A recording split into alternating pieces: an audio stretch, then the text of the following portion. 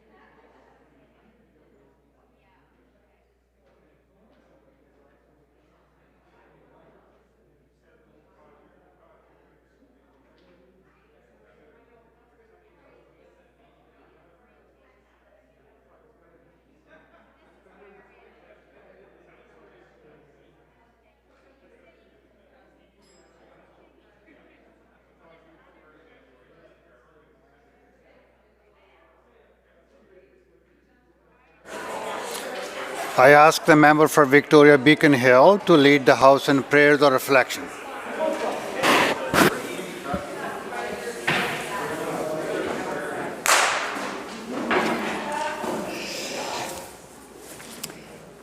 On this International Human Rights Day, I ask the members in this House to hold in their hearts and thoughts those who are still fighting for their basic human rights in our communities and around the world.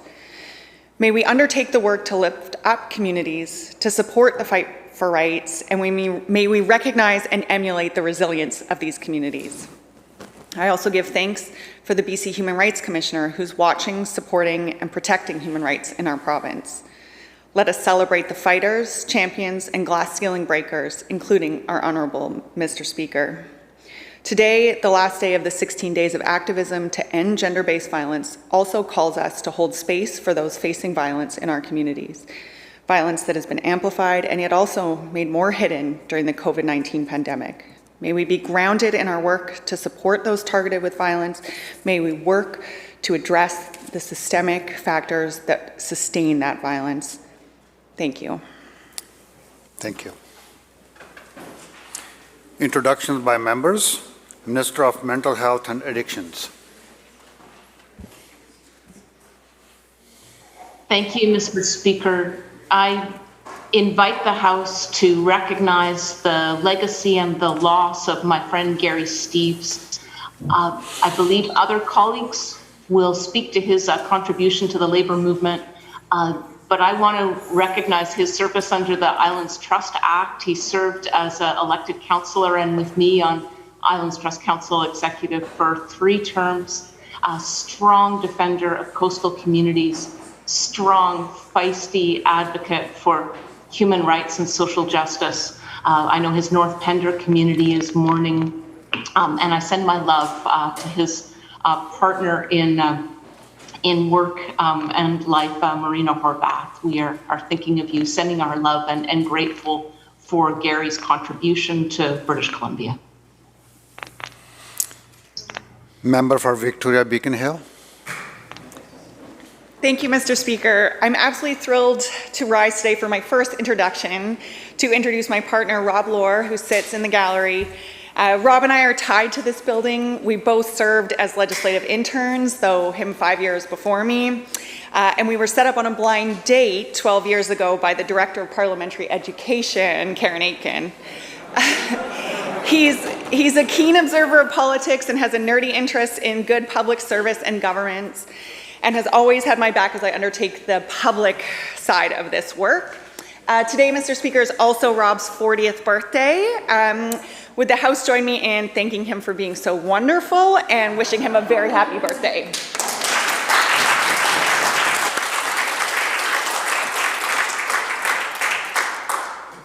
Member for Surrey Green Timbers. Thank you, Mr. Speaker. I would like to congratulate everybody on the International Human Rights Day, but this day is even more special for me because it's birthday of a very special person in our lives. My father, Dr. Raghbir Singh Sirjana, he turns 81 today. He has instilled strong human rights and social justice values in both me and my sister, and would the House join me in wishing him a very, very happy birthday.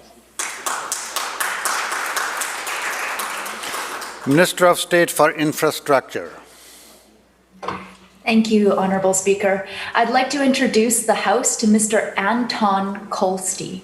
Mr. Kolstee was born in Den Haag in the Netherlands and immigrated to Canada when he was 7 years old. Following an exciting musical career and prior to suffering a debilitating heart attack in 1999, Mr. Kolstee was also a counselor and a social studies teacher at Carson Graham Secondary. It is in this role that many of my constituents know him. Sadly, Mr. Kolstee died earlier this week when he passed away from COVID-19. In the wake of his passing, countless community members, particularly Indigenous people with the Squamish Nation, have come forward to remember him fondly and share how he impacted their lives. They tell me that even before reconciliation was a common word spoken in schools, Mr. Kolstee reached out as a bridge builder between Indigenous and non-Indigenous communities. He fostered relationships, spoke the language, and created space for understanding. One Squamish Nation member told me that he always made her feel like she had a lot to be proud of because she was Indigenous. I never knew Mr. Kolstee in life, but I mourn his loss today, along with so many others in the communities I serve. Thank you. Member for Peace River North.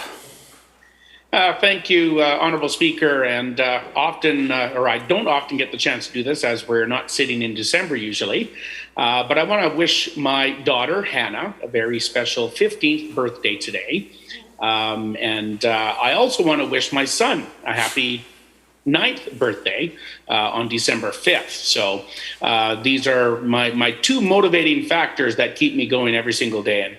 And would the House please help me in wishing them both a very happy birthday. Member for Kamloops North Thompson. Mr. Speaker, we're joined today by a former colleague of ours and a good friend of many in this House, and someone who I learned very quickly in 2017, you made sure if you were on House duty you were here on time, or Mr. Eric Foster was in your office as our whip making sure you understood the rules as they would apply. So 11-year member of this House, served with great distinction for Vernon Montague for all those 11 years, and a former mayor as well. Would the House please make welcome back again for a visit to Mr. Eric Foster.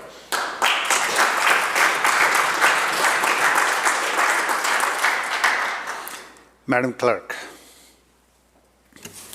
Introduction of bills. Member for Kamloops South Thompson. Thank you, Mr. Speaker.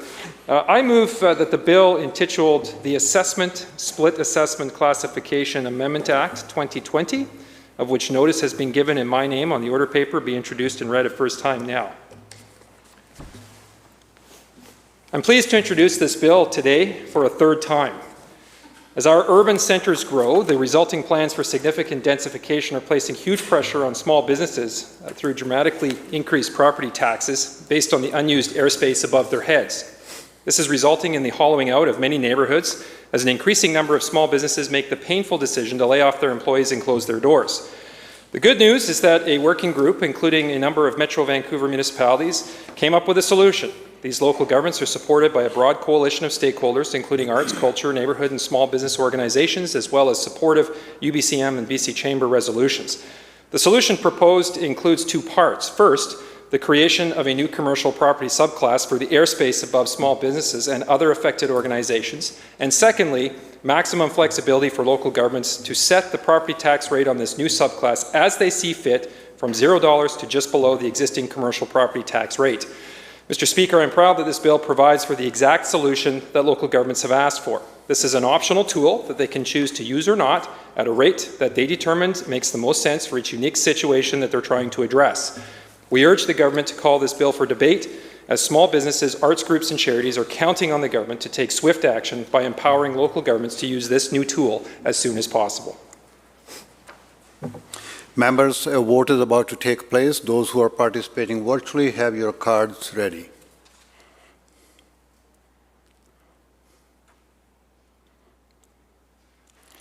The question is, the first reading of the bill. All those in favor indicate aye. Aye. Those who oppose indicate nay.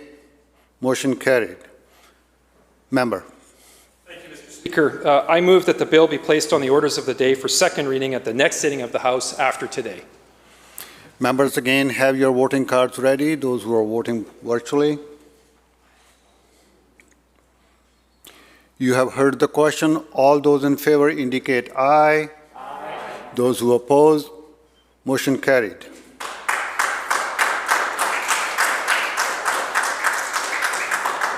Member for Surrey White Rock.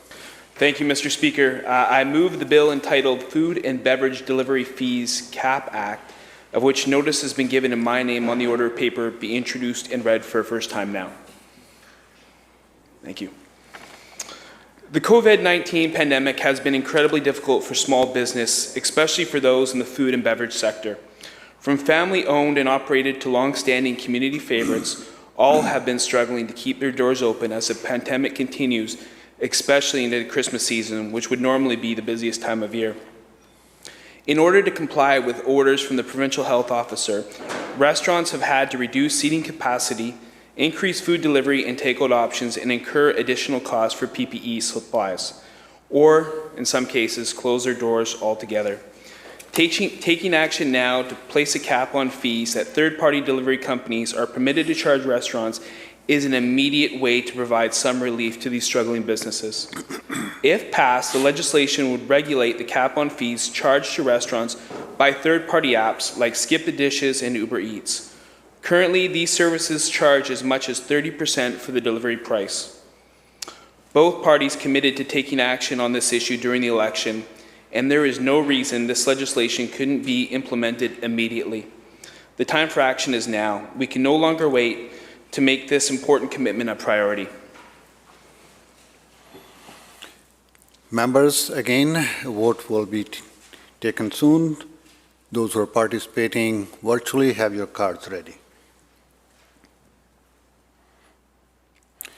The question is, first reading of the bill. All those in favor indicate aye. Aye.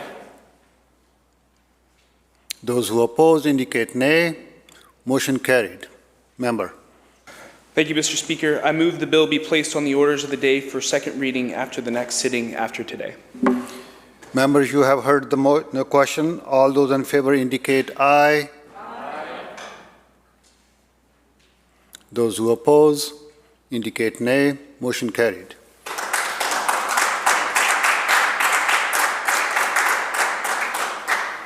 Madam Clerk.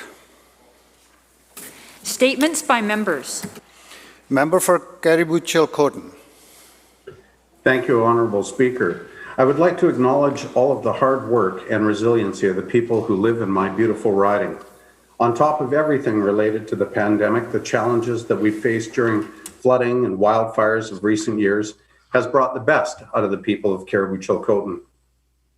In terms of COVID-19, people like Tammy Tugnam and Joy Hennig with the Caribou Hospital Foundation Trust have used their imagination to reinvent their annual gala 3 times due to heavier health restrictions. It's this kind of commitment and dedication to our community that will get us through the pandemic. How about key volunteers like Court and Pauline Smith and Tim and Susan Rolfe, along with so many of their board members and volunteers with the famous Williams Lake Stampede, who, working in partnership with our Williams Lake Rotary Club, led by Mike Austin and Gitter Wickerly, hosted 2 drive-through pancake breakfasts and a rib barbecue. Yes, Honorable Speaker, I said barbecue. That raised a lot of funds for people who really need this money in our community right now. How about the Williams Lake Stampeders Hockey Club, who has had an annual fundraiser with Jana Gertson and, of course, the Gertson family leading the way and making this a massive success this year. And we all know that amateur sport has taken a beating during this pandemic, but the 100 Mile House Wranglers has had some very interesting barbecues with the Fun Chaser. Key volunteers, Donna Burnett, Tammy Mickelson, Renee La Rochelle, Kathy Reed, Wayne, Sharon, Ken, and Susan Fryer, Bill Jones, Bill Harris, Maureen Pinckney, and Dave Mingo have all made a big difference in 100 Mile House. The list goes on, Honorable Speaker, but I am very proud of the resiliency and the dedication of all of our community volunteers in the Caribou-Chilcotin who are making a difference under extremely challenging times. Thank you very much. Member for Courtney Comox. Honorable Speaker, today is Human Rights Day. Since 1948, it's a day to hold up the rights of everyone to equality, justice, and human dignity. This year's theme, Recover Better, Stand Up for Human Rights. Human rights are foundational to our recovery efforts. The impacts of COVID-19 are unequally shared, and hatred and racism are on the rise. We know it's time to address the failures that have been exposed and exploited by COVID-19. Decades ago, former BC MLA Rosemary Brown described her experiences as a Black immigrant with the, quote, subtle and polite nature of Canada's particular brand of racism. Today, in the crisis of the pandemic, we've seen and heard more acts of hatred and racism in our hometowns that we believed only happened somewhere else. Whether hatred and racism haunt our institutions and systems or are manifest by individual actions, hate and racism need to be named, they need to be acted upon. The actions of the Comox Valley Community Justice Center and Executive Director Bruce Curtis present some shining examples of such actions. They developed a critical incident response protocol with individuals, businesses, and institutions signing on to work towards their own human rights policies and practices and to implement responses to racist, homophobic, and hate-based incidents. The number of signatories continues to grow as the Justice Center works to nurturing a more inclusive and welcoming community.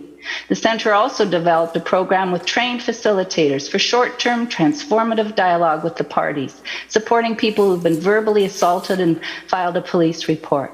The Center is finding ways to uphold the equal dignity and worth of every person every day, including Human Rights Day. Thank you, Honourable Speaker.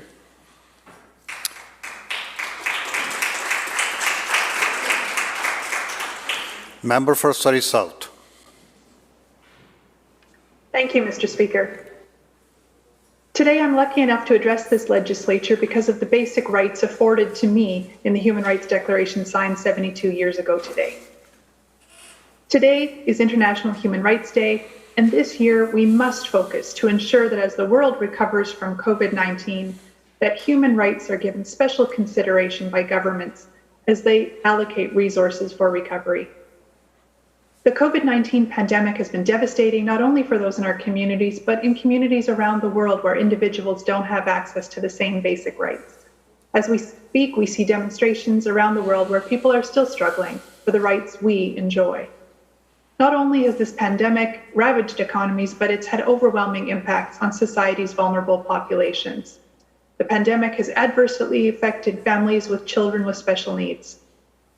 The report by the representative last week highlights the dire reality that BC children and youth with special needs are currently facing by not being able to access services and supports.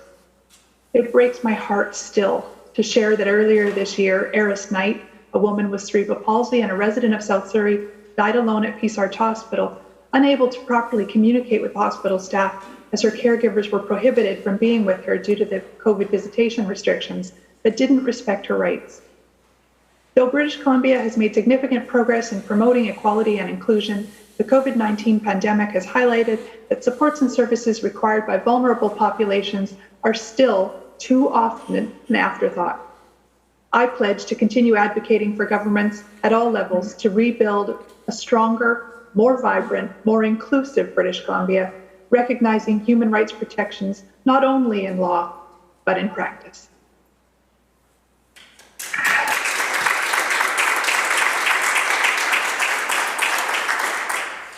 Member for Surrey Green Timbers.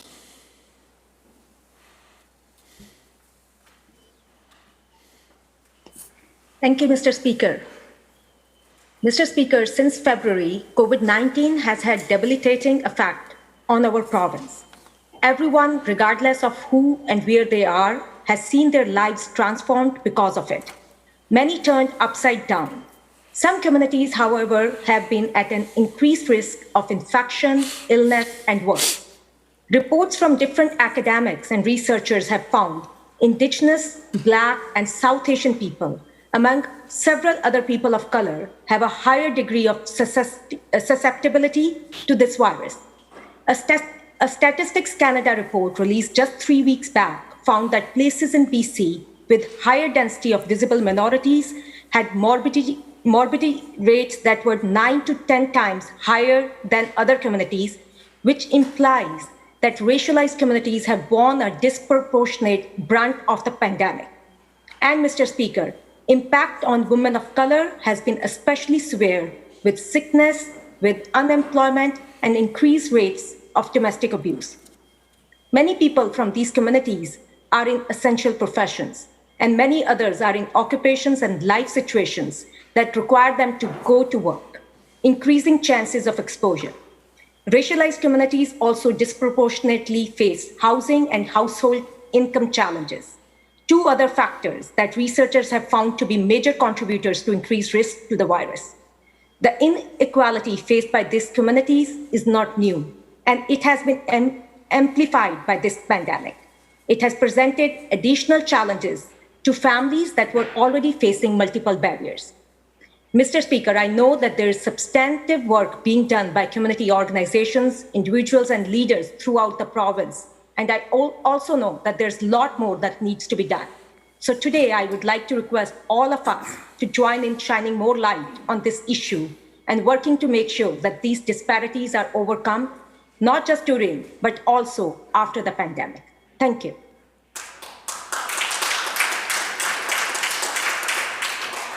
Member for Saanich North and Islands. Thank you, Mr. Speaker.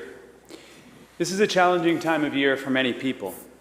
In addition, COVID-19 is stressing and stretching our social fabric in many previously unimaginable ways. Special legislative sessions to debate desperate financial measures that were once an exception in 2020 have become the norm. The gaps in government service delivery have been exposed. Systems we once perceived to be solid are proving fragile. In the game of partisan politics, the fragility is often blamed on decisions made long ago. Words are volleyed back and forth across the aisle. This chamber is the place we come together to embrace our shared responsibility, and the weight of that responsibility is heavy on us now. We have been sobered with the fragility of our modern society, the life-sustaining ecosystems that we mine and harvest, the voracious, consumptive craving of our capitalist economy. Everything around us seems to be either breaking or broken. I raise my hands in deep gratitude to our friends, family, and neighbors on the front lines who do the valiant work. I imagine they care little about who is to blame. There is no good reason for the rates of homelessness, poverty, and depression in our wealthy society. That is on all of us, on all sides of this chamber to fix. This past week, British Columbians stepped up big time to support food banks across our province. Millions of dollars were raised to provide the financial resources that are needed to fill the gaps. Food banks are one of those unfortunate realities that should not exist in a society so blessed with the riches we have. However, this holiday season they are necessary, and they can only do their important work with donations of non-perishable food items and money. So, as we prepare to celebrate this holiday season, I raise my hands to the volunteers and staff of food banks across British Columbia. And I ask that you please support your local food bank, and know that I will be resolved to work in this House toward a future where food banks are no longer needed.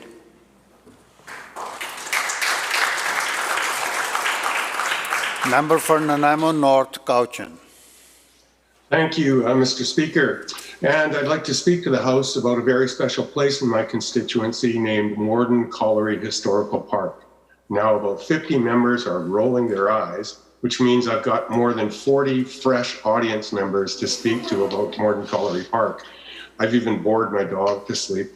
But Morden Colliery Park is important because it is a historical park. It has an important construction history. It was one of the first reinforced concrete projects in North America, made only possible by this specialized cement mined out of where Butchart Gardens is now. It has this important history in that aspect, but also in the labor history of this province. It was built during the coal mine strike in the Ladysmith, Nanaimo area some 106 years ago.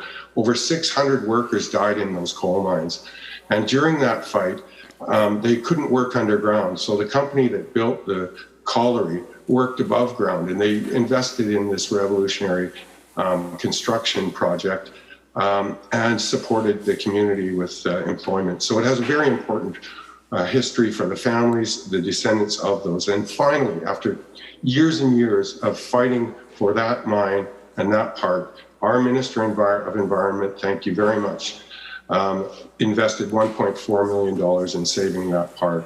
And it is a testament to our shared commitment to our history, which is so important to keep our communities and their character alive. But I also want to thank the people involved. I want to thank Heritage Works and Heritage Masonry, the people who did the Kinsole Trestle, many of you are familiar with. But three people in particular, Chris Schoberg, who was assigned from the city of Nanaimo to the Friends of Morden Mine Project, and Sandra Zuccolini-Larocque and Mike Larocque, who fought for this, who led the charge, and who even parked their RV as security while the job was done. It was a fantastic commitment by all involved, and I deeply thank them all, and the members of the House for listening.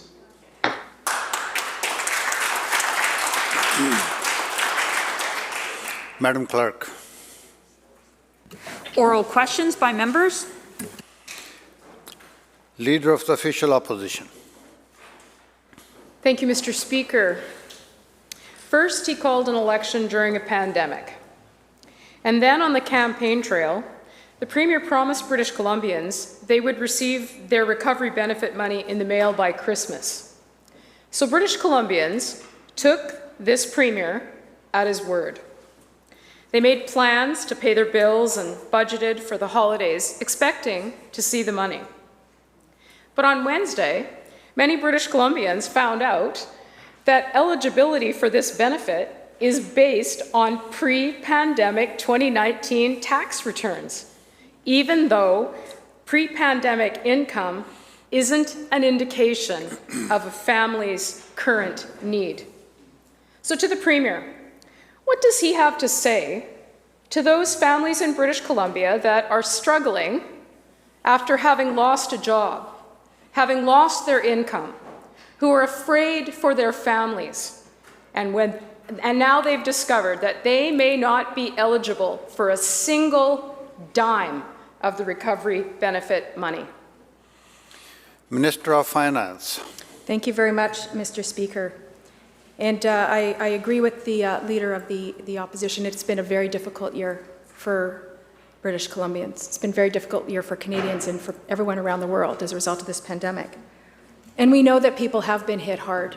It is, Honourable Speaker, why we brought forward a workers' benefit back in the spring. It is why we put together a Stronger BC plan in September. And it is why we brought forward this recovery benefit to help 3.7 million British Columbians. These are the ones that have been hardest hit. These are the ones that we are committed to continue to support, and I know that the members opposite as well feel committed to support those folks. And this benefit is going to help 3.7 million British Columbians. Leader of the Official Opposition on first supplemental. Well, thank you very much. And to the Finance Minister, British Columbians woke up on Wednesday after the announcement, many of them realizing that the very direct support that was promised by this Premier during an election campaign, that they may not be eligible because it is based on pre-pandemic circumstances. So the Finance Minister knows full well that many families won't be able to make ends meet this holiday season. And everyone in the House is concerned about that. So what did the Finance Minister say that British Columbians would do with their benefit money? I quote, getting, their $5 latte because they haven't been able to, end quote. Hundreds of thousands of British Columbians have lost income since the onset of the pandemic, not 2019. They have lost income. Many of them don't know how they're going to make their rent payment or how they're going to feed their families. And this minister references a $5 latte, hardly on the minds of many British Columbians. So again, to the Premier, what does the Premier have to say about the people who were counting on the money that he promised them during an election campaign? Minister of Finance. Thank you very much, Mr. Speaker. Well, it's so interesting to hear the member opposite cherry pick, because what I said was it's an opportunity for people to pay their bills, to help buy clothes for their kids, help pay for groceries, buy Christmas presents, and perhaps even, yes, treat themselves to a latte if they haven't been able to do that. So I think it's really important, Honourable Speaker, to speak to the whole context.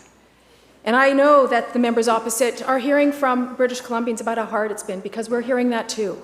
And we're responding with a recovery benefit that 90% of adults in British Columbia we know are eligible for. And of that, Honourable Speaker, 85% of those 90% are eligible for the full benefit. And that's going to make a significant difference for right now.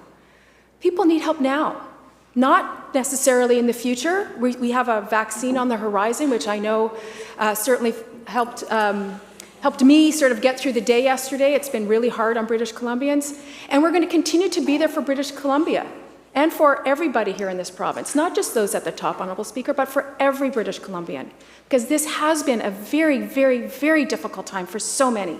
We're going to keep doing what we need to do to help British Columbians get through this. Member of Peace River North. Well, thank you, Honourable Speaker. Let's be clear. That's fine. Let's be clear, and to the minister, what happened to 100%?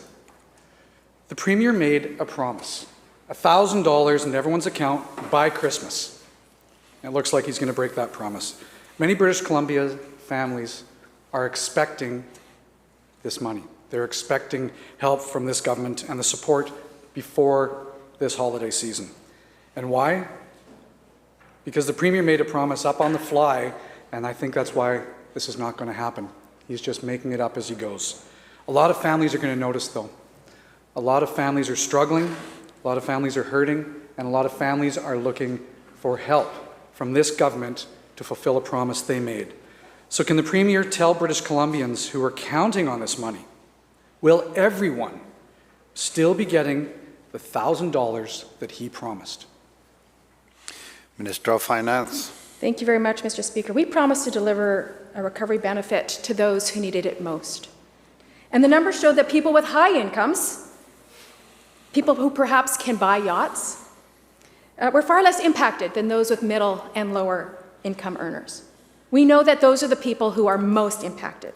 And our focus is on those who need it most, those who need help to pay their rent, which is why, Honourable Speaker, we were one of the few provinces that provided a rent supplement to helping folks. That is, Honourable Speaker, why we helped those folks. We knew that the people needed help, and so we created programs throughout these 9 months to make sure that people could pay for groceries, to make sure that they could pay their rent, to make sure that they could buy their children new running shoes that they outgrew. And we're going to keep doing that for the people who need it most in this province, Honourable Speaker. Member for Peace River South on supplemental. Well, the promise keeps changing day by day, it seems. The Premier said everybody would have $1,000 in their account, direct deposit, I believe was his exact quote, by Christmas. It's clear this government does not actually understand what's happening on the ground. When the minister seems to highlight a $5 latte as being something that people are excited about getting if they get this money, Look, some people are just trying to survive. In my riding, I know many people that were lucky enough to be working in 2019 who lost their job this year because of COVID, and now under these new rules are going to get zero. How is that fair? How is that actually helping people right now that are in need? They're trying to decide whether they can afford to pay their bills or buy a Christmas present for their child this year. This is completely wrong. There's only 15 days left now until Christmas, which means 15 days left for this government and this Premier to come good on his election promise. So again, to the Premier, what does he tell the men and the women here in the province who believed him and hoped that they would be getting support this Christmas for themselves and their families? Minister of Finance. Thank you very much, Honourable Speaker. Well, I'm very proud that applications will open on December 18th, Honourable Speaker, and I think we all need to express a little bit of gratitude and appreciation to the public service that have been working diligently to develop this application process so that it is quick, that it is efficient, and that people can start getting the supports that they need into their bank accounts ASAP, Honourable Speaker. We're going to start seeing that roll out December 18th. Within a couple of days, people will see money in their bank accounts, and that's going to make a difference right now for people. Not 6 months from now, like the members opposite would perhaps suggest, but right now people are going to start to get the relief that they need because we've been responsive and we're delivering. Member for Saanich North and Islands. Thank you, Mr. Speaker. The Southern Gulf Islands, Salt Spring Island, and Juan de Fuca communities are rural. But because they are electoral areas within the Capital Regional District, they're deemed urban. The urban designation limits these communities from applying for important grants for rural communities outside the CRD. For years, electoral area directors Dave Howe, Gary Holman, and Mike Hicks have advocated for change. They could only be deemed rural, though, they were told, if they were included within the Island Coastal Economic Trust, or ICT. There has been an enormous amount of advocacy for change that should have been done long ago. The province has consulted with ICT for more than 3.5 years. Wouldn't you know it? On Sunday, September the 20th, on the eve of the snap election call, the BC NDP issued Order in Council 533, to pass a designation change for the iced tea. However, the NDP made only the change to the Premier's riding. Juan de Fuca was added while the Gulf Islands were left out. My question through you, Honourable Speaker, is to the Minister of Jobs, Economic Recovery and Innovation. Has the Minister issued the second half of that pre-election order to change the urban designation of the Gulf Island communities in my riding?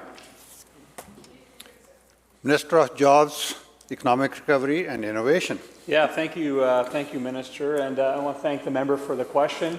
My first question in the Legislature, I appreciate him asking, and I also appreciate his letter that came to me I think 30 minutes after I was sworn in as the minister for this file. And so what I can commit to the member is that I'm happy to continue this conversation with him after this chamber rises today. It's certainly something that we're reviewing right now. I've asked staff to get me a full briefing on that, and it's scheduled for next week. Thank you.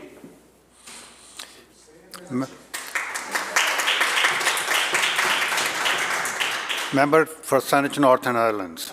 So this is, I appreciate the invitation to have another conversation. The reality is, for the Southern Gulf Island communities and for Salt Spring Island, that they have been conversing about this with this government. I've been conversing with this government, with successive ministers in that ministry for the last 3.5 years. The advocacy has been going on, Mr. Speaker, for more than 7 years. The idea that these communities in the Southern Gulf Islands are anything but rural, and I know many members across the way know very well how rural these communities are, to think that we would have to be continuing a conversation about whether or not these communities are rural is absurd. The reality is that without this designation change, these communities do not get access to grants that they rightly deserve.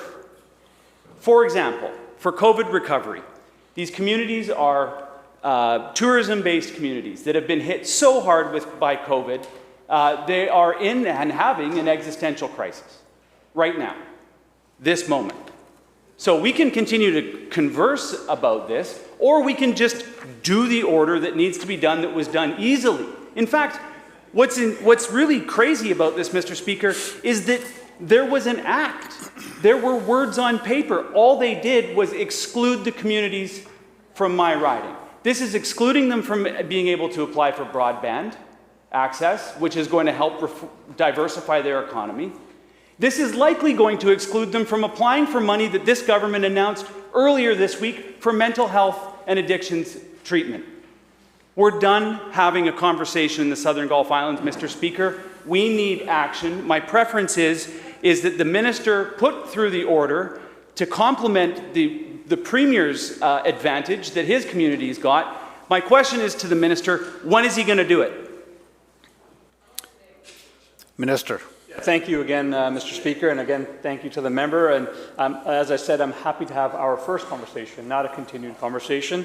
And what I would say to the member, and he raises concerns around tourism, and I know that many people in the tourism industry have been greatly impacted by the challenges of the pandemic. And, we have made $19.4 million available for tourism-dependent communities.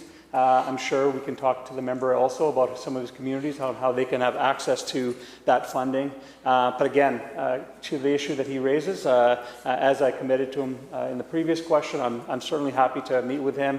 I look forward to my briefing with my new Deputy Minister as well, and we'll get back to him shortly. Member for Kamloops South Thompson. Thank you, Mr. Speaker.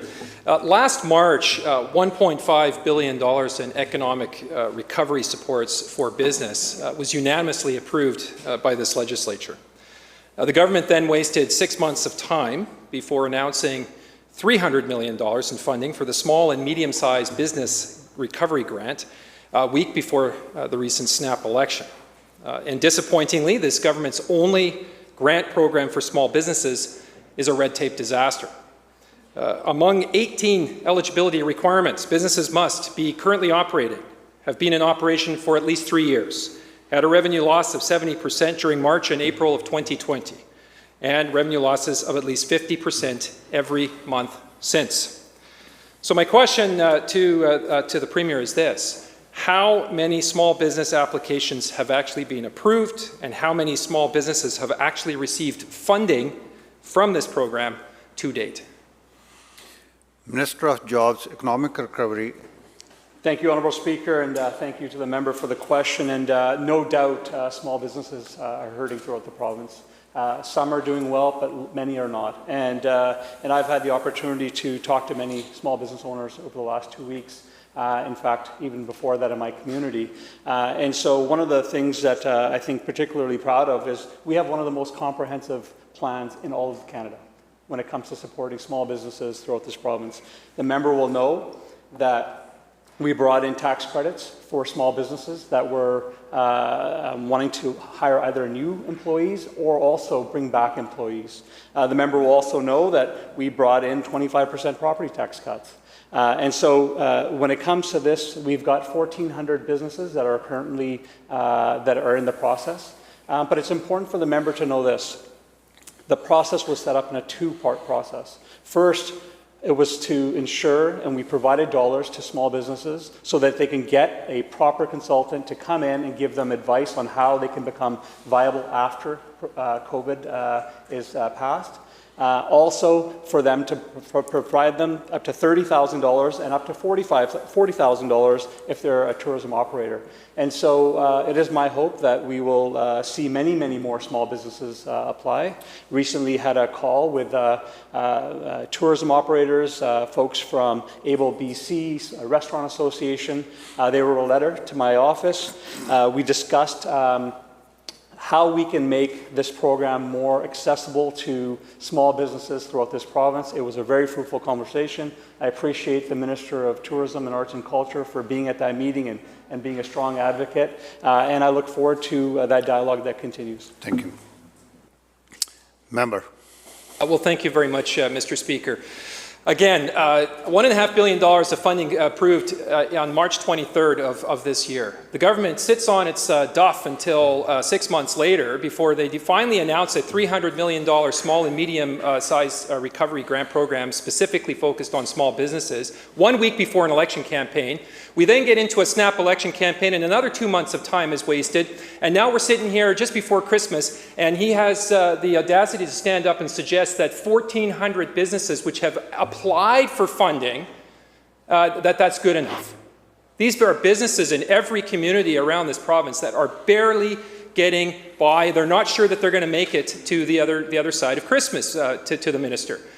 Honourable Speaker, one thing that the minister could do is he could call the bill that we tabled in the House here today, which has been called by restaurants across the province as a critical lifeline to cap delivery charges. We've suggested a recovery grant with a really simplified application process. We've suggested that the government return excess WorkSafe BC funding to small businesses. We've suggested that the government help with PPE costs. In fact, we've suggested dozens of actions over the last 8 months, and this government has failed to act. Mr. Speaker, not only has the government not taken any of our ideas, the government has also taken all this time and has failed to figure out how to push these dollars out the door for small businesses in this particular grant in question. So my follow-up question to the Premier is this. Small businesses across BC are hanging by a thread. They're unsure of whether they're going to be in business only months from now. We're talking about tens of thousands of mom and pop shops, little boutiques, restaurants, and other shops in communities all over the province. Will the Premier throw small businesses a lifeline? Will he finally step up and provide funding supports that are so desperately needed to ensure that these small businesses are still here in our communities only months from now? Minister of Jobs, Economic Recovery and Innovation. Thank you, Honourable Speaker, and clearly somebody who's running for leadership over there. Thank you for that speech. We understand on this side of the House how businesses are impacted. My family ran a small restaurant here in Victoria for over close to a decade, and it was a difficult time then.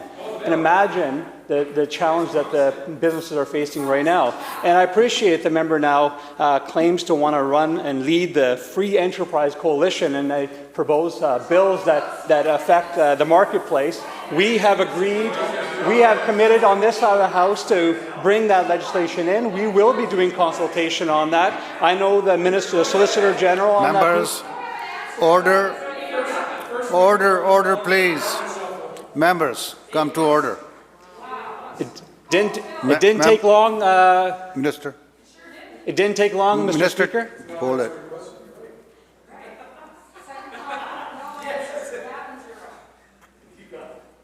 Okay, Minister will continue. I guess I hit a soft spot there, Mr. Speaker. It didn't take long for them to return to the ways that they normally are in this House. But I will say this, Honourable Speaker, we know small businesses are greatly impacted. Members, let's hear the answer, please.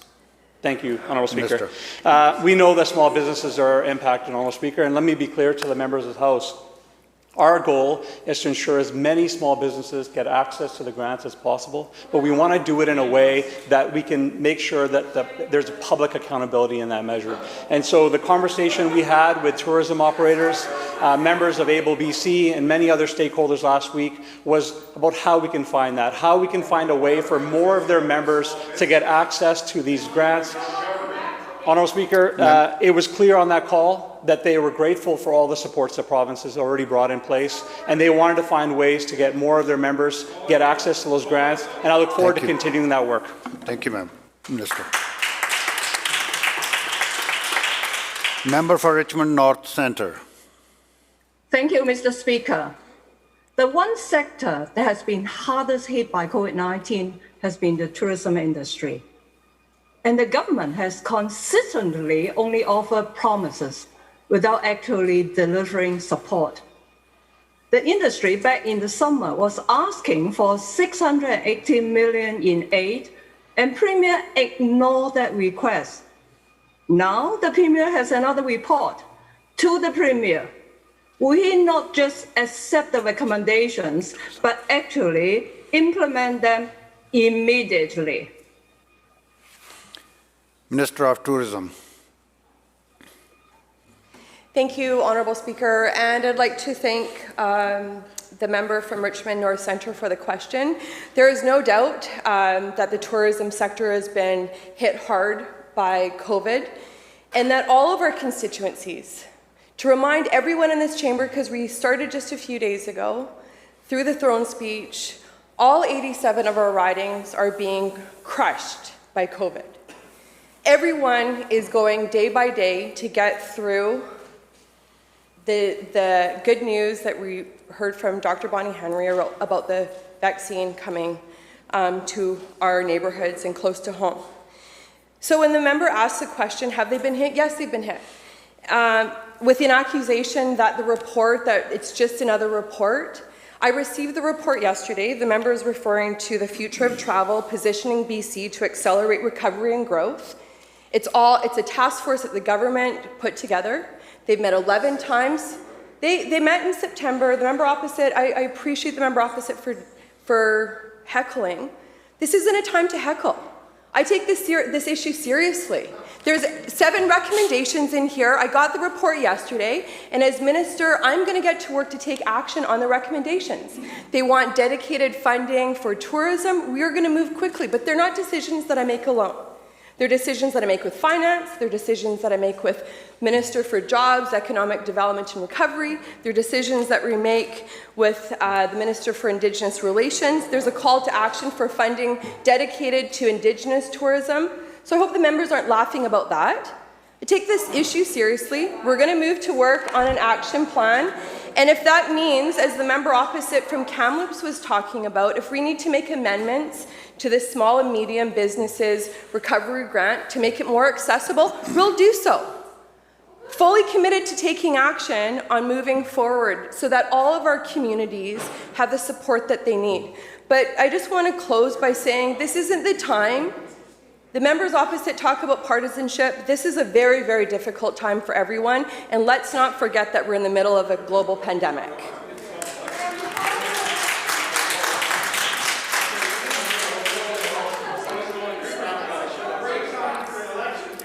Members will come to order. We are wasting very precious time in the question period, members. Member for Richmond North Centre, supplemental. Thank you, Mr. Speaker.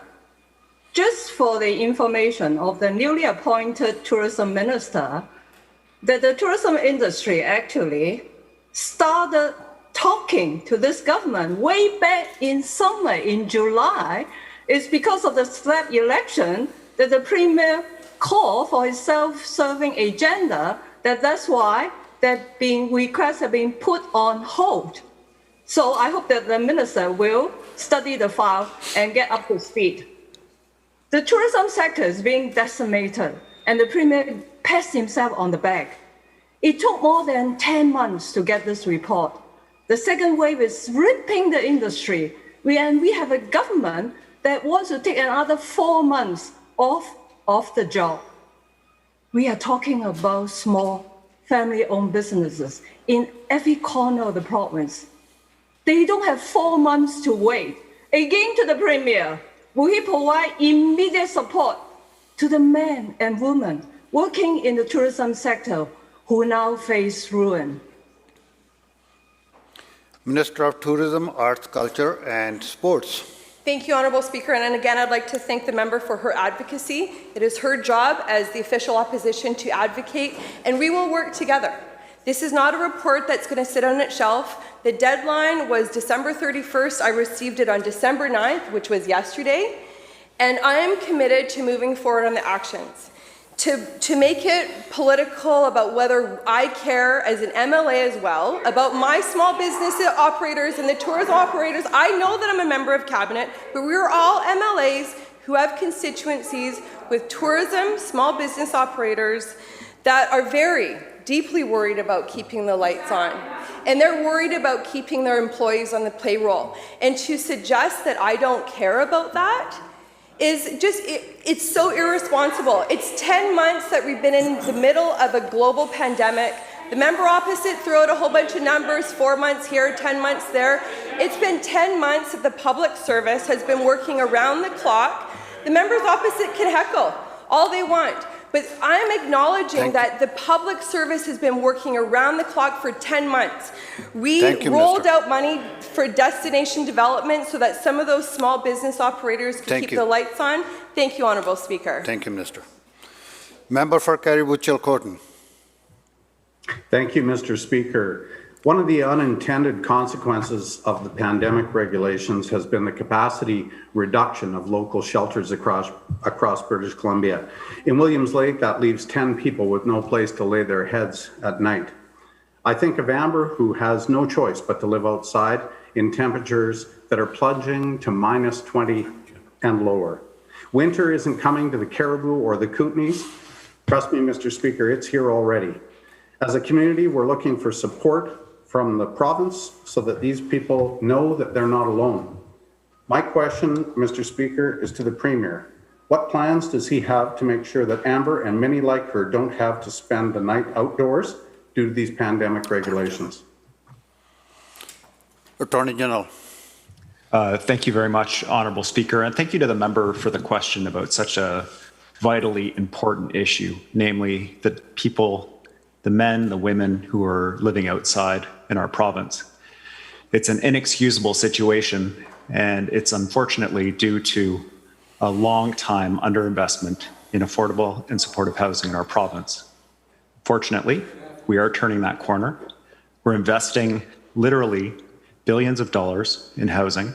We're housing thousands of people with modular housing that can be built very quickly. And one of the things that I can commit to the member is, if he's interested, is a briefing directly from BC Housing, not spin, directly from BC Housing for him about the work that BC Housing is doing in his community and for people like his constituent that he told us about. I want to recognize the impact that COVID has had on the availability of shelters because of social distancing requirements. It's meant that BC Housing has had to work extra hard to identify cold, wet weather shelter beds in many different communities. And one of the areas where they need support, where government would welcome support, is in working with local government to identify spaces. And this is an area where all MLAs can provide support if they're interested and able to do so, in working with local governments. So thank you to the member for the question very much. This is a very serious human rights issue on Human Rights Day, and I'm grateful to him for raising it. Member for Kamloops North Thompson. Thank you, Mr. Speaker. Well, Mr. Speaker, let's look at the week that has happened down in Victoria here and the days leading up to this session. We have a government that has cut funds for families with children and youth with special needs. We have a government and a premier who has cut the funding for people with disability payments in half under the guise of saying it's not really a cut, when we know that if they were qualified for the $500 benefit and got their $300 a month over those 3 months, it would be $1,400. Instead, they will qualify for $950. That's a $450 cut, any way you slice it, for people with disabilities from this premier. And today, nothing but platitudes about people in shelter spaces that are over capacity. Should have been well known leading into the colder seasons that this was going to happen, with no plan in place for tourism yet, no plans, period. And yet we stand here today being called back to this legislature, Mr. Speaker, with the only piece of legislation this government wants to talk about is how to delay doing the work of the budget for 2 extra months until May, which means no more supports for people until May of this coming year. So again, to the Premier, what is his plan to restore all of these cuts to our most vulnerable populations in British Columbia immediately, to make sure people have the supports across the board that have been taken away over this last week and a half by this government? Government House Leader. Thank you, Honourable Speaker, and it's my pleasure to rise and respond and answer a question about a government that is more committed to ensuring that people get the resources and the supports that they need than ever occurred during the 16 years that they sat on this side of the House. Since the start of the pandemic, this government has worked day and night with the public service to ensure that supports are in place, to ensure that not only have rates been increased for those on social assistance, which never happened when that side was sitting over here and it was frozen on the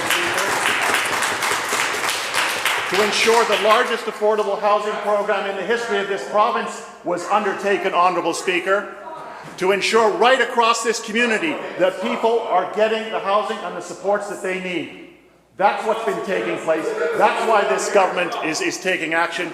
And $1,000, Honourable Speaker, and $500 for single people. And the public knows, Honourable Speaker, that that money will be coming.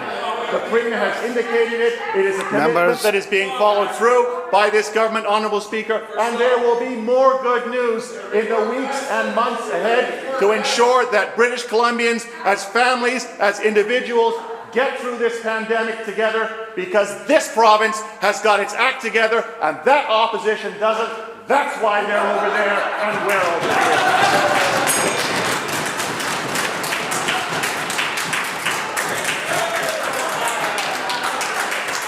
here. Bell ends question period.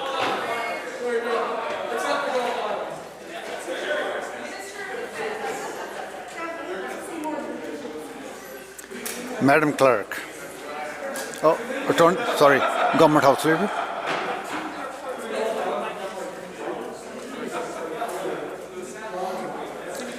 Social policy, okay.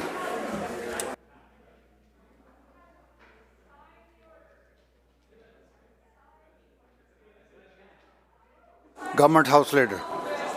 Thank you, Honourable Speaker. I have a number of reports to table. Members. Some may find these all right, reports question kind of period is over now. Let's do other business. Honourable Speaker, on behalf of the Minister of Environment, I rise to table the Environmental Emergency Programme 2019-2020 report.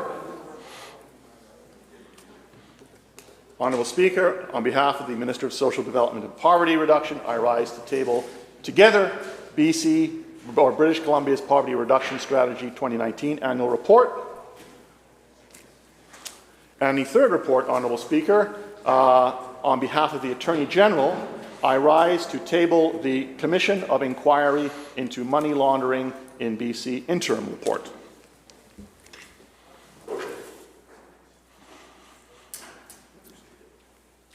Madam Clerk. Orders of the day. Government House Leader. Thank you, Honourable Speaker. I call a continued second reading debate on Bill 3. Thank you.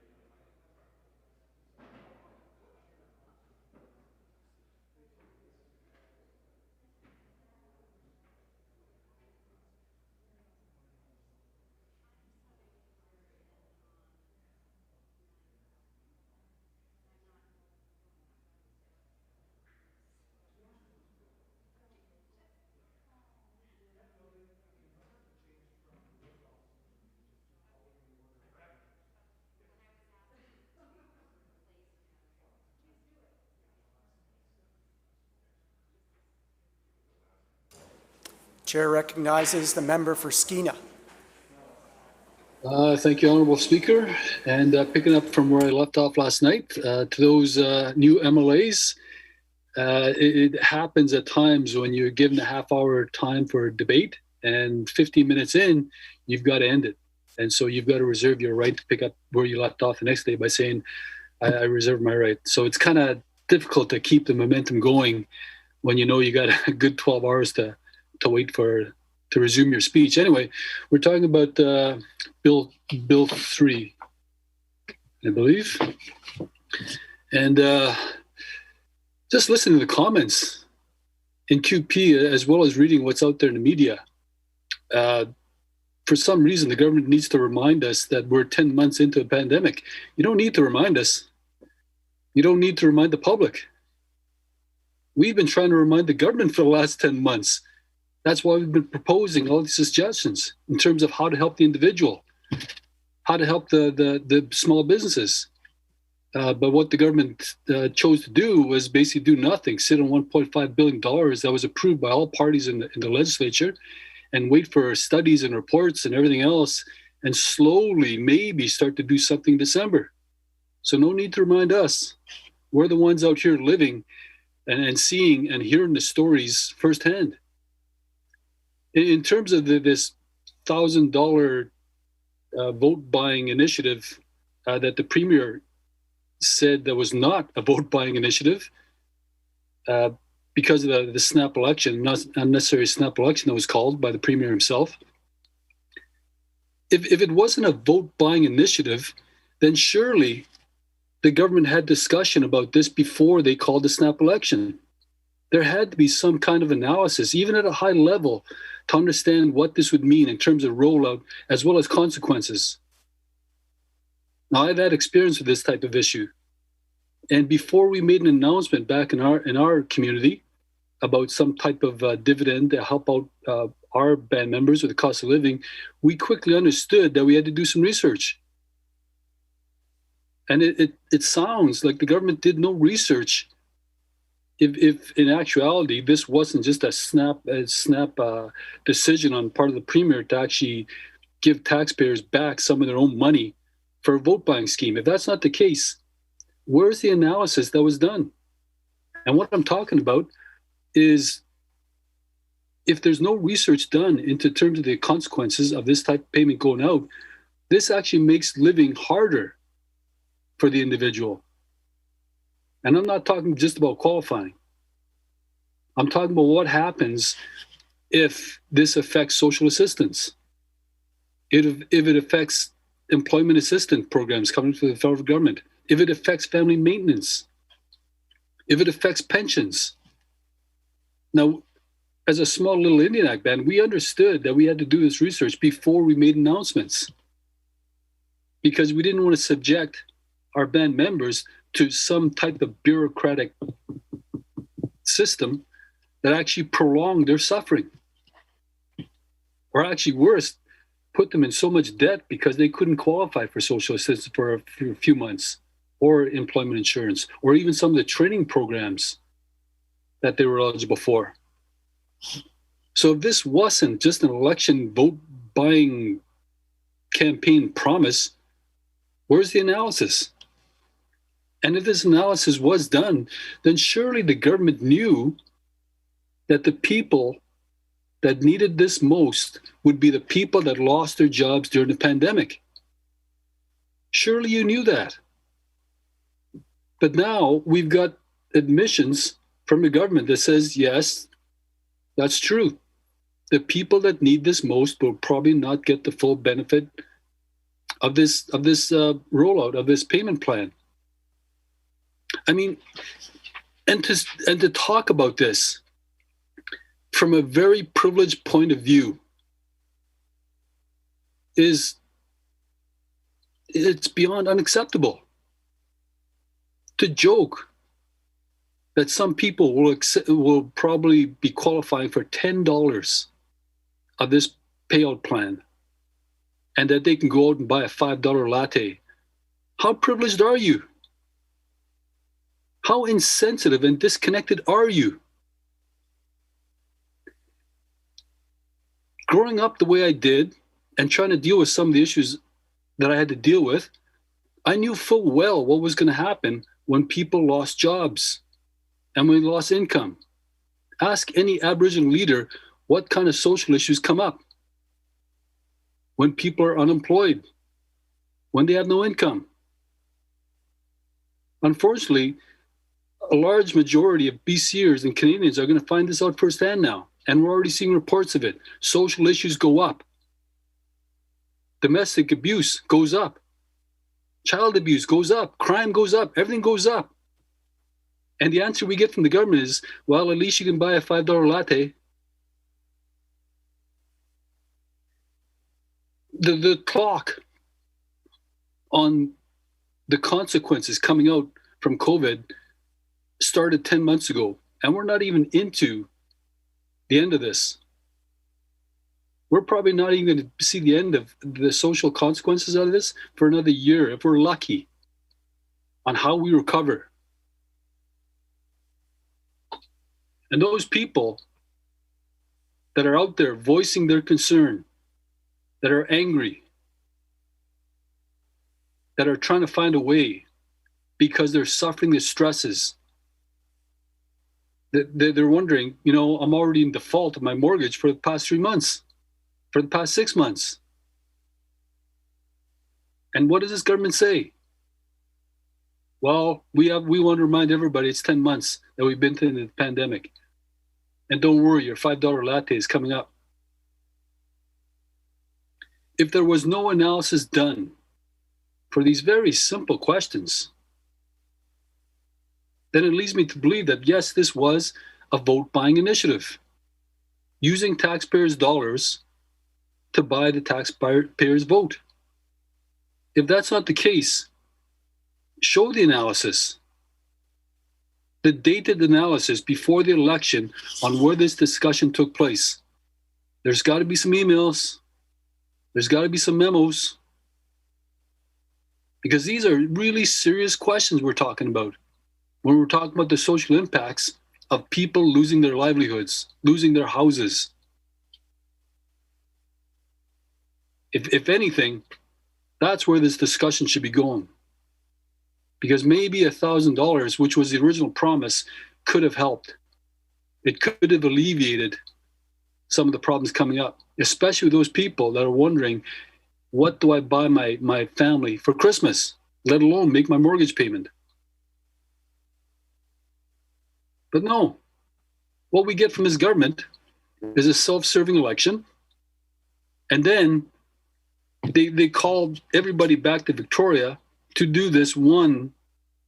Now it seems like a non-promise that people aren't going to be able to qualify for. They call us back for that. And then on top of that, they say that they need an extra month on top of the other month that was already given to them to provide a budget. Other jurisdictions are getting by with their budgeting. we're not unique here in BC. What is it about this government that actually makes all these false promises, but then says we need a month on top of the month you already gave us to produce a budget? That's your job, your government. And you've already had 3 years to do this. And a number of those MLAs sitting across on government side, you've been here more than 8 years. You know how this system works. I mean, there's a lot of critics that sat on this side of the table, now became government. There's no excuse for you now pleading ignorance on how to produce a budget. A lot of the MLAs came from different jurisdictions that included budgeting, came from municipal governments. I'm sure there's some that actually had sat on boards. You had to do budgeting. It's a fundamental core job of government.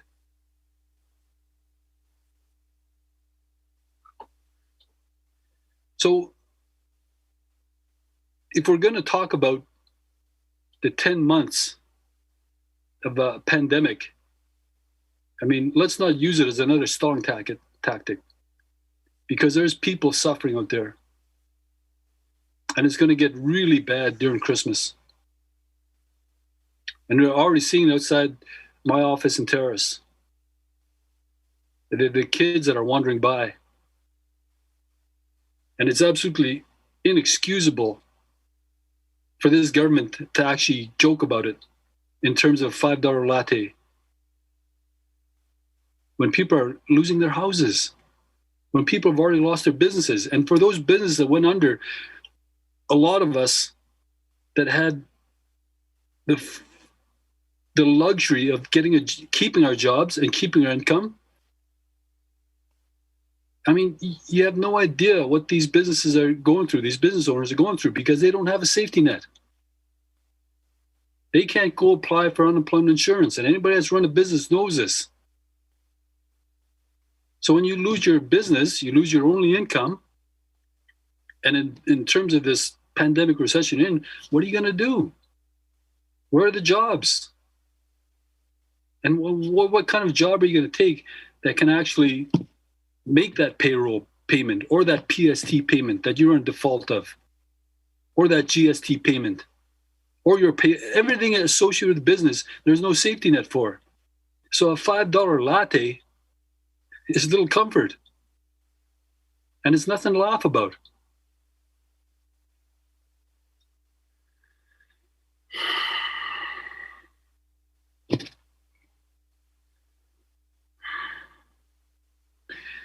We got a lot of work to do in this legislature. A lot of work.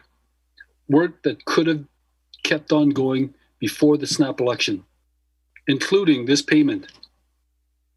Instead of going into the snap election, we could have been debating this in the legislature.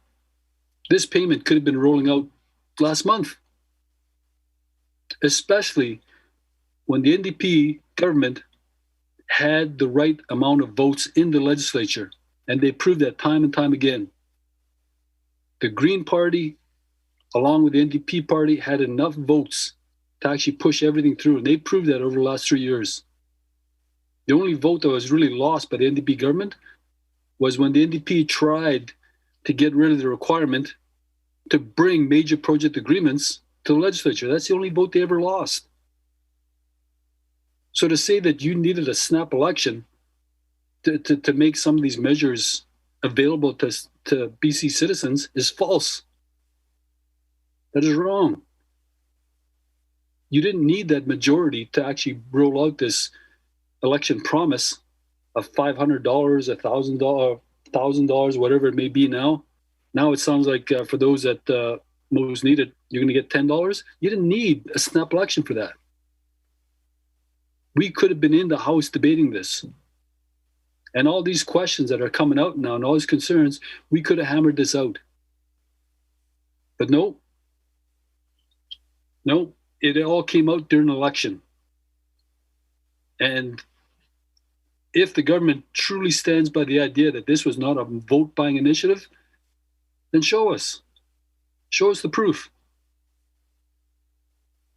Because this is no joking matter. The social issues that are coming up now, I mean, we're going to have to deal with that for a long time. And a lot of the services that we're providing through government, both federal and provincial, are going to have to deal with this. And now more than ever, the advocacy groups are going to be busy in terms of addressing the social issues. The RCMP are already getting more and more busy as we speak, and they're going to get more busy as more and more people feel the pressure of not having an income.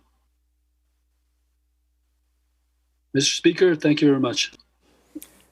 Thank you to the member from Skeena. The chair recognizes the member from Prince George Mackenzie.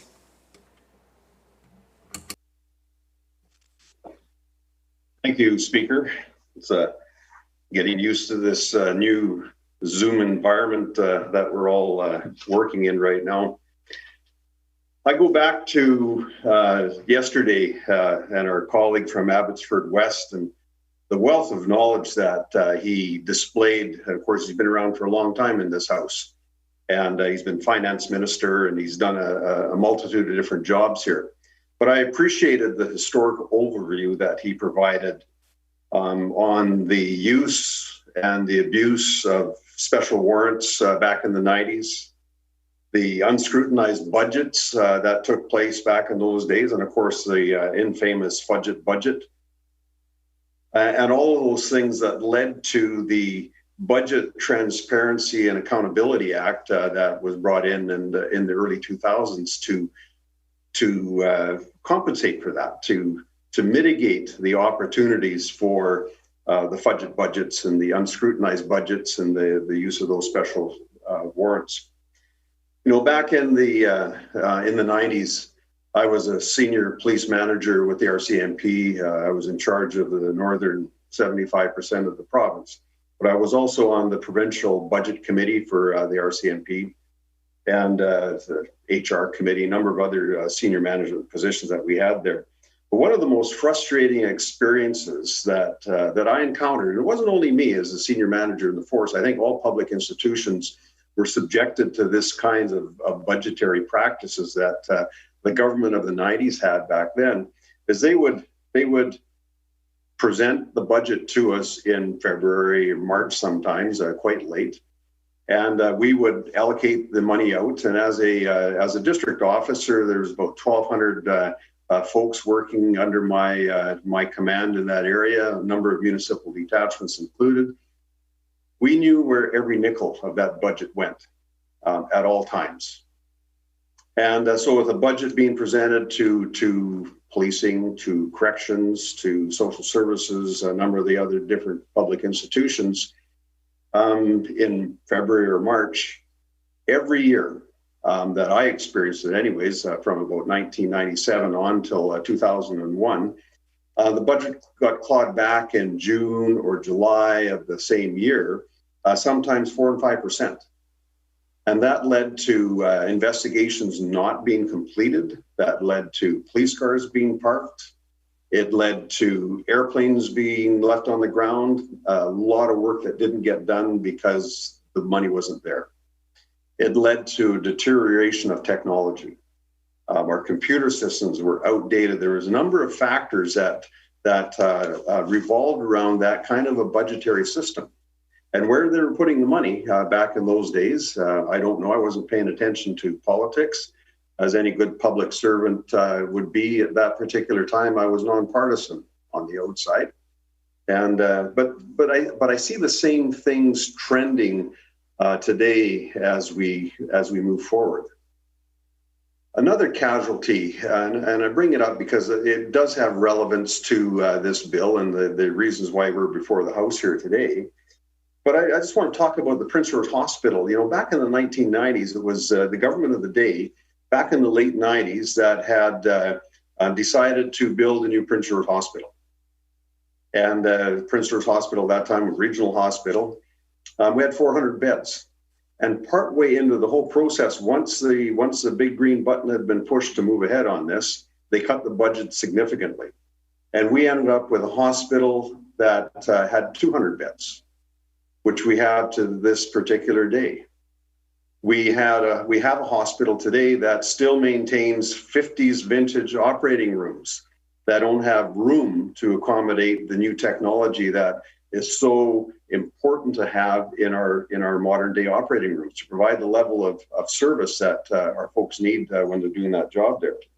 Cramped quarters, there's a number of things that resulted from their obscure budgetary processes. It's hard to believe that you get into a project and you cut it back because you find out you don't have any money, or you put the money into some other pot. And I think perhaps maybe that's what's taking place here today. We've got a government today that is embarking on its second term. So they've been around for 3 years. I haven't heard a vision from anybody in government. They have no discernible plan, no describable plan that I've been able to find.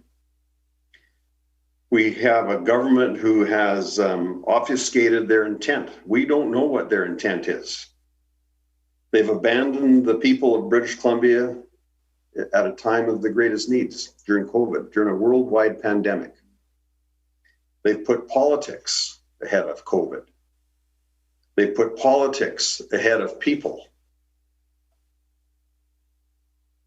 They've called a superfluous election and abandoned their post for 2 months prior to this House coming into session here in December of the year.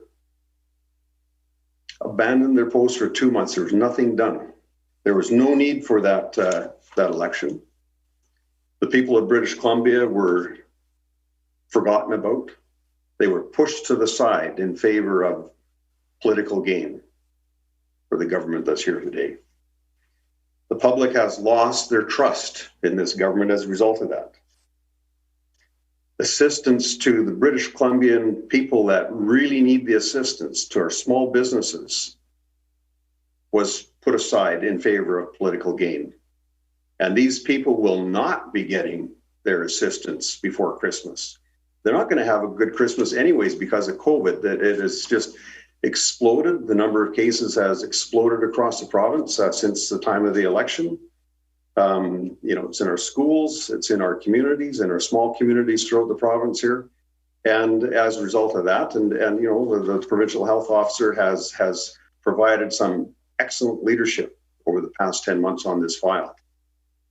But now people are paying the consequence of not adhering to a lot of those requirements of social distancing.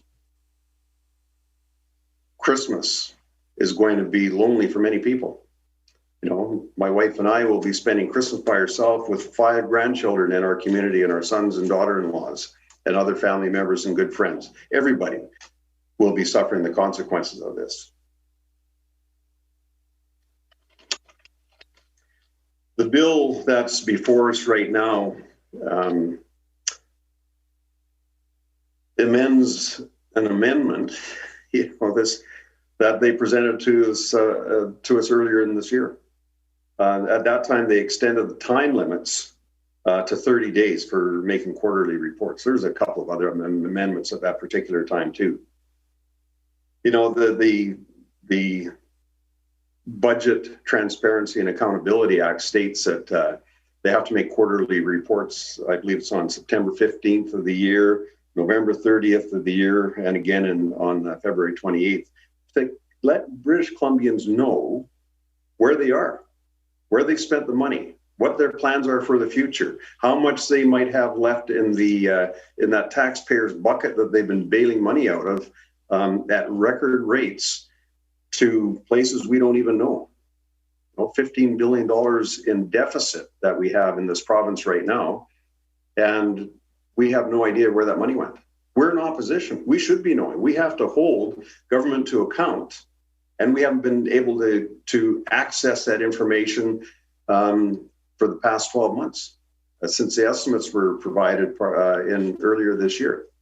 And we won't be able to access that information probably until April of next year, and which is wrong. It's totally wrong. This government has shown they are not accountable to the people of British Columbia that elected them. The people of British Columbia elected them hoping that they would be providing all these various services at the end of the day, which aren't there. And we're going to get hit with tax increases. I have no idea how this government plans on paying the bills that they've committed to at this particular time. Their economic recovery plan does not include anything to do with jobs. So it'll be interesting to see once we do pop the hood open on the books and have a look at the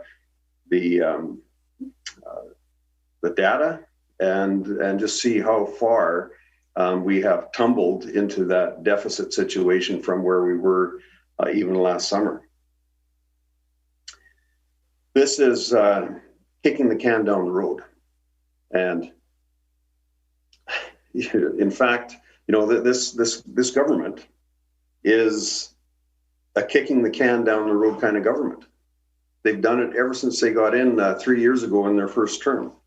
Their track record. In their first term, they avoided all the tough decisions by initiating over 100 reviews, consultations, and diversions, and you know, postponing critical decisions that government needed to do. And oftentimes, you know, what I saw was, you know, there were some of these committees that came back with information to government, and government totally ignored those suggestions from these various groups. And we found out through letters to us from these various groups that, you know, claim that, you know, government talks about going out and consulting with everybody, but at the end of the day, they don't follow up on that. They weren't really serious about looking at that in the first place.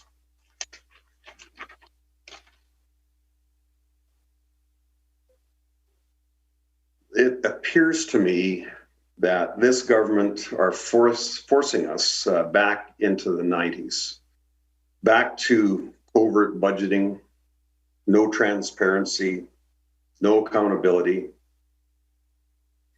Prior to this unnecessary election that we had this fall, all the parties were cooperating.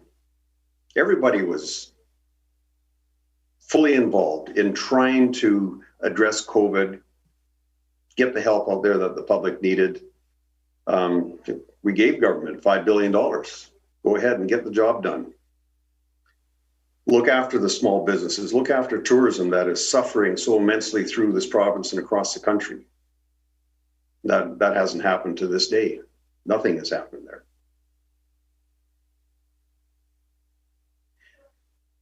By the time the election was called in September, I think there was still around $1.5 billion left in the pot that was not spent.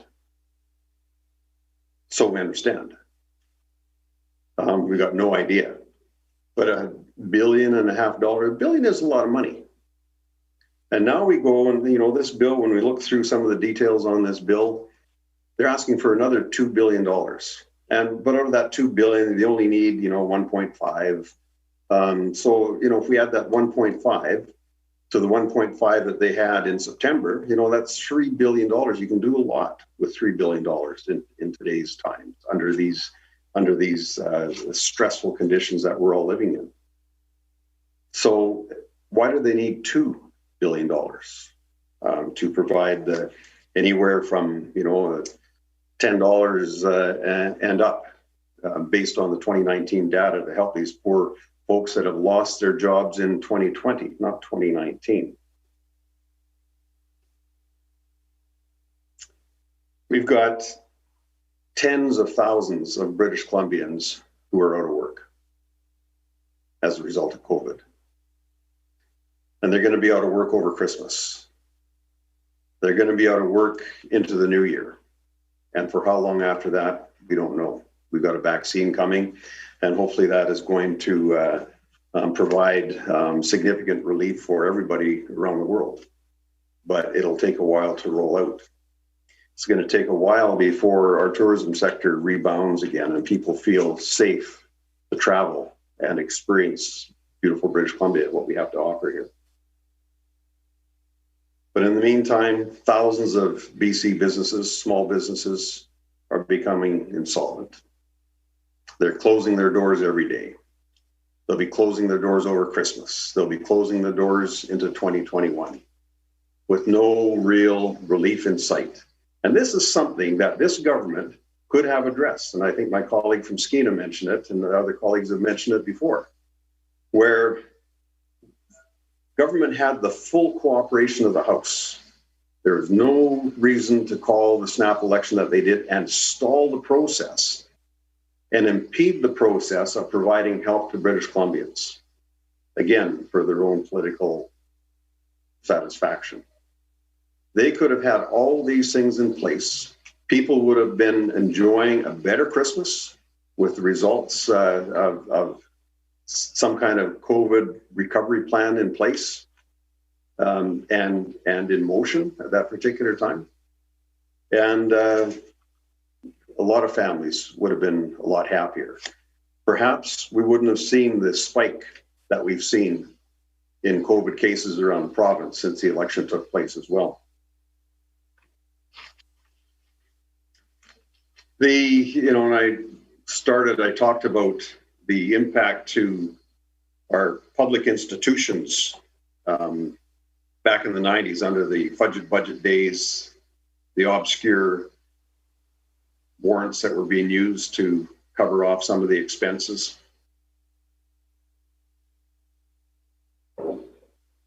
And the effect that it had on our public institutions.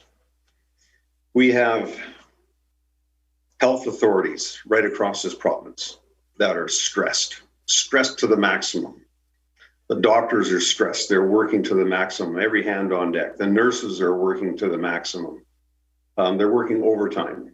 The cleaning staff, cleaning all those facilities, trying to make them COVID safe, keeping up with the work safe requirements, keeping up with the orders that the provincial health officer has implemented.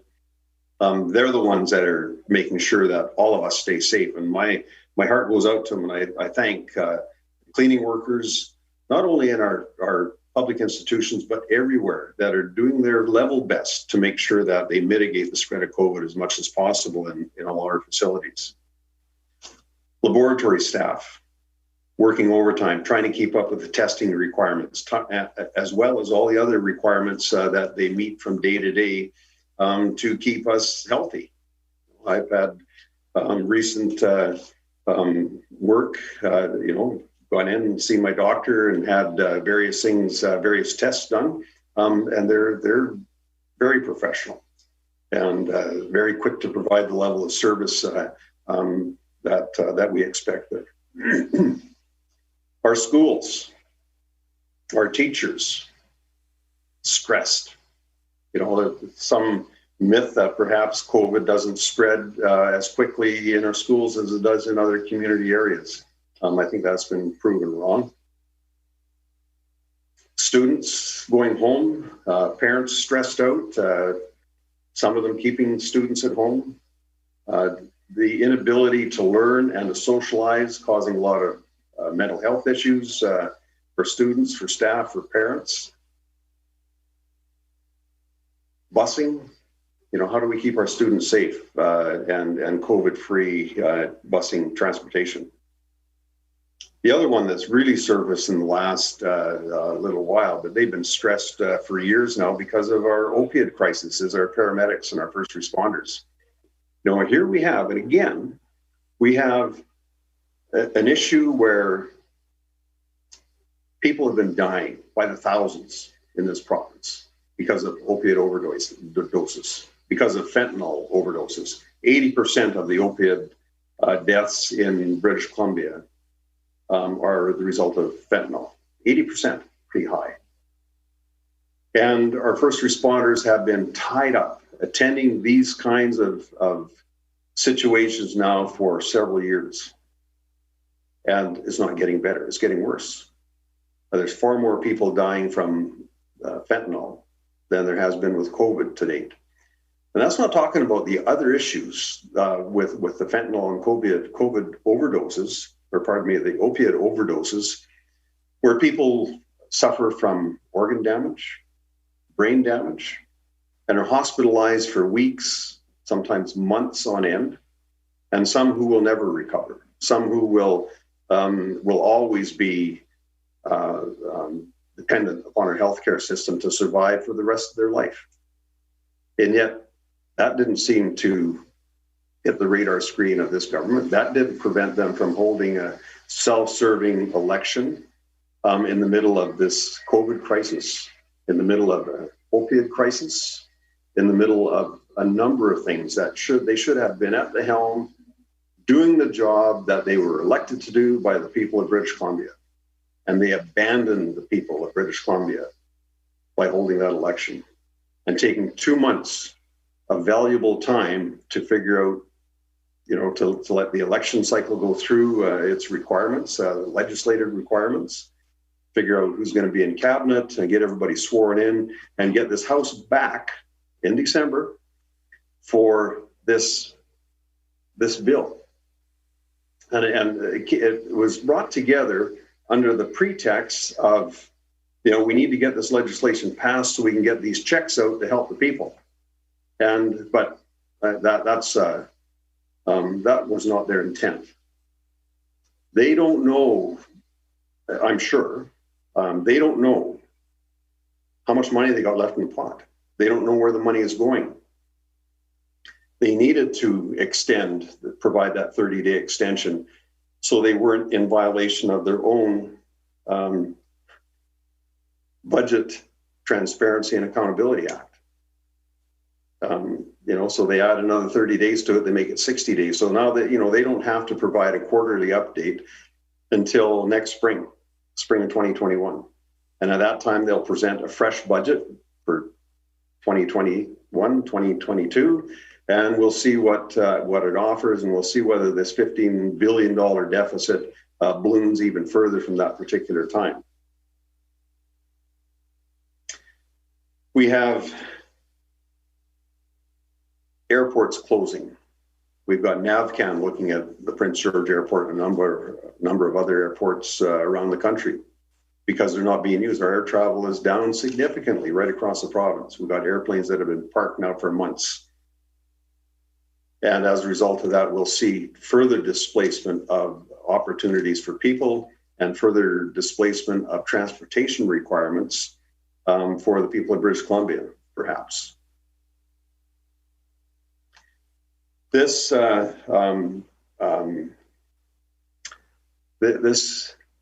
bringing together of the legislature in December for 2 weeks, and I understand the government was hoping that we would be able to, that they would be able to pass this bill within a day or so and get everybody home and out the door, and then get the bureaucrats working on doling out those checks before Christmas. We've got some serious questions that we've been asking, the folks out there in government, and they haven't been providing the answers. In fact, nobody has stood up on the government side to offer any explanation about this bill whatsoever. This is a second reading. They have all the opportunity in the world. Every single one of those members in government have an opportunity to stand up and represent the people that have elected them and tell us what they think about this bill. And nobody's done that. They sit quietly in the background, or they joke about it in question period. But this is a very serious situation that we're in. It's, government has ignored people. They're trying to get by with doing as little as they can during this crisis where all hands need to be on deck. We're going to be leaving this house next week, and who knows when we'll be back again. Could be in February, could be in March, could be in April. And how many people are going to die from COVID during that period of time? How many people are going to pass away as a result of opioid overdoses? How many people are going to need the services that are required that are being ignored right now in a stressed out public service, with police stressed out to the maximum, our court system stressed out to the maximum, our social services stressed out to the max. I look at a situation up in the north right now, up in the interior, where people that prefer to live on the street and socialize with their friends on the street tested positive for COVID were given housing by BC Housing, but there was no control over how they were maintained. They circulated throughout the entire interior of the province, and we see community spreads now in areas around the province, around the interior as a result of that. It's because there's no staff available where everybody's working to the maximum. They've had to bring a specialized paramedic team into a northern community here to deal with the number of COVID outbreaks that they have in that community. And all of this has taken place while we talk about this $500, $1,000, or in some cases $10 going to a few select individuals in the province, not the people that really need it, but a few select people based on their 2019 income. It's unrealistic. It doesn't really, it's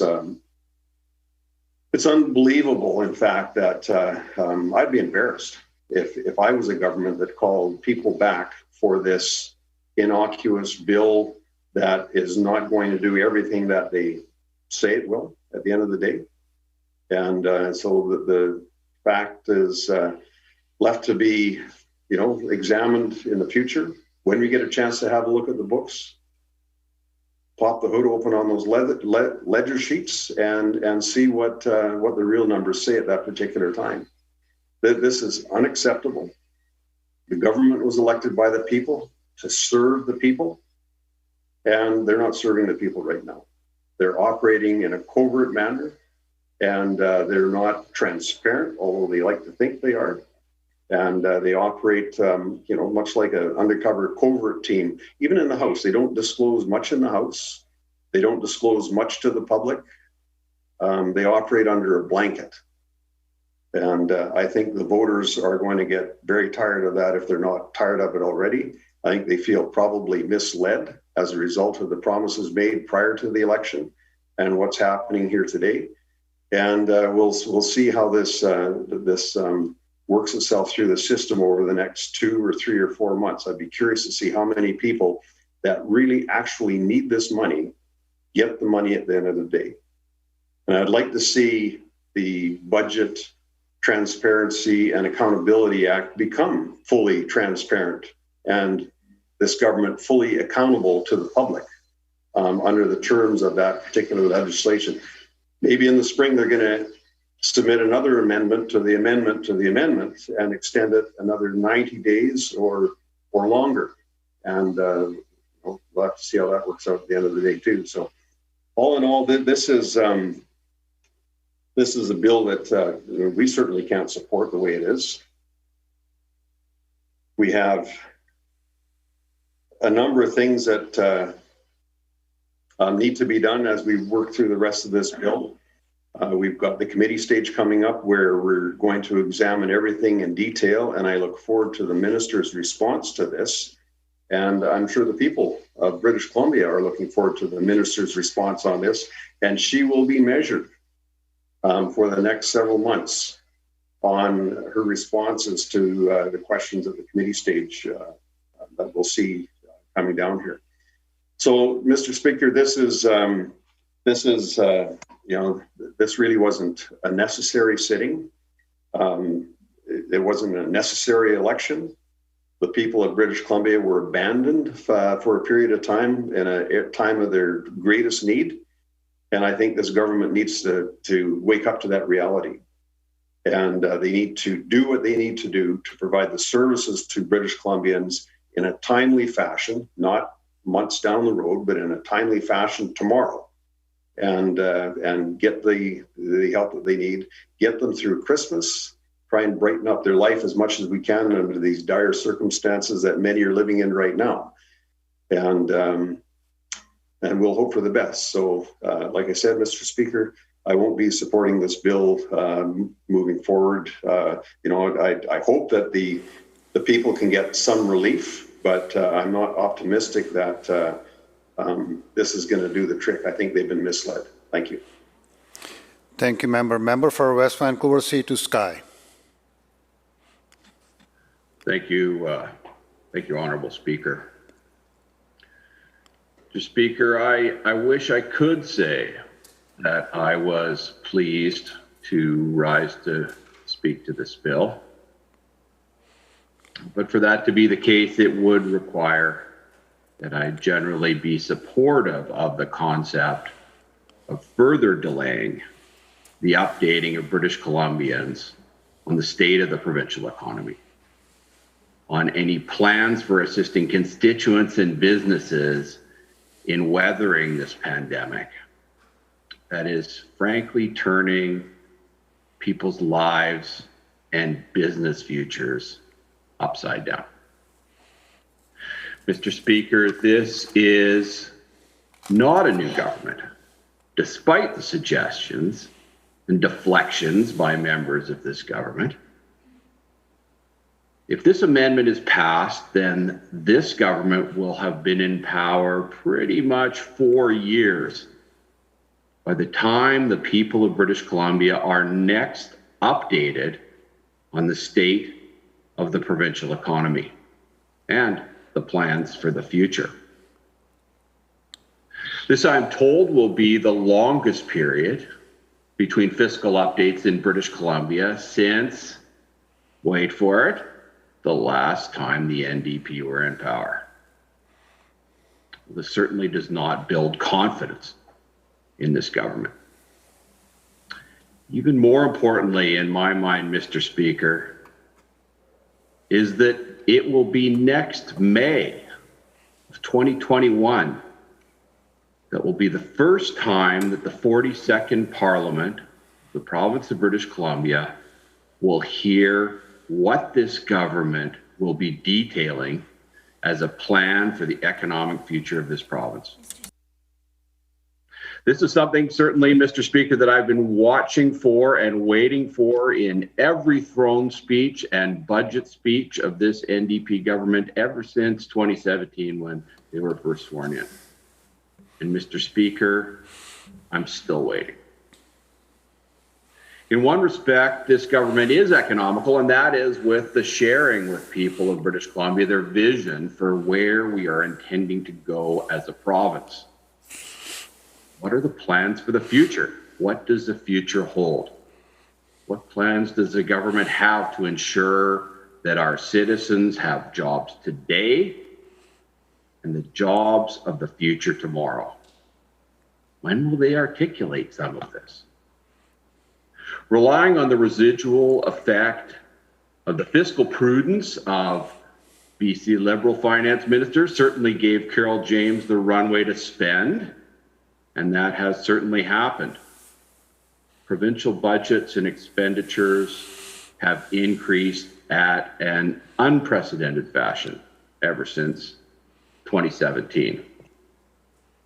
And spending truly has been the focus. Spending that in many respects has been welcome for the most vulnerable, for childcare, for health care and education. But Mr. Speaker, spending is only half the books.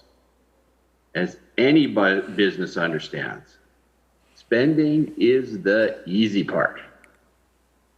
Revenues are the hard part. And this government rarely makes mention of where the money is coming from. Well, the 18 or 20 new and improved or increased taxes on people have been and businesses have been the go-to so far. But a vision for the economy, building the economy, like building any business, takes focus, a drive, and a vision for where to go.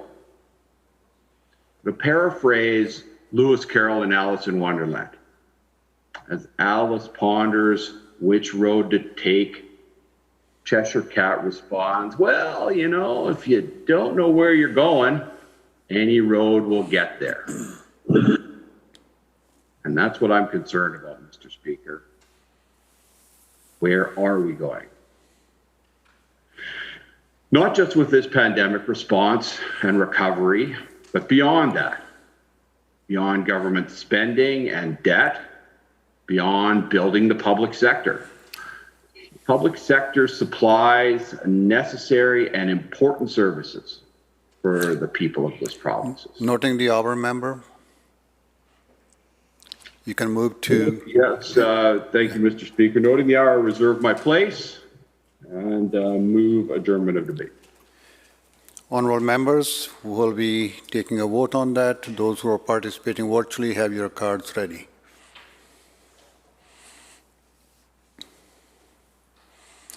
The member has moved adjournment of the debate. All those in favor indicate aye. Aye. Those who oppose, motion carried. Government House Leader. Thank you, Honorable Speaker. I move adjournment of the House. Members, again, have your voting cards ready.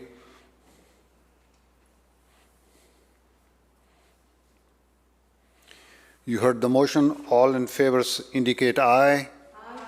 Those who oppose, motion carried. This House stands adjourned until 1:30 this afternoon.